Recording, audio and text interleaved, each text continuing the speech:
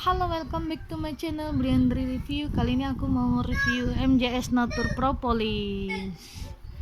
Nah, ini penampakannya. Oke, yang jelas dia sudah BPOM. Expirednya 2023, cuma 6 mili ya. Jadi gunanya propolis itu selain untuk antibakteri, anti jamur, dia juga sangat baik untuk antivirus.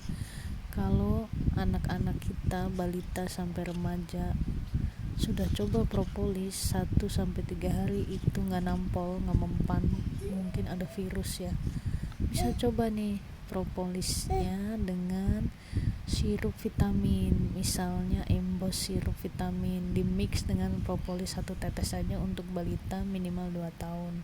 Anak aku 17 bulan, aku kasih sedikit aja propolis dengan embos sirup vitamin. Alhamdulillah demamnya tuh langsung turun.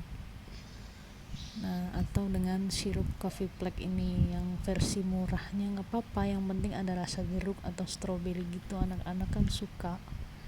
Karena kalau propolis aja kan madu yang versi sangat pahit ya kalau buat anak kecil. Nah, dia juga bisa buat luka bakar, bisa buat jamur seperti panu, bisa buat jerawat, pokoknya multifungsi banget. Nah, silahkan dicoba. Sekian review sesuai pengalaman pribadi saya, semoga berkenan.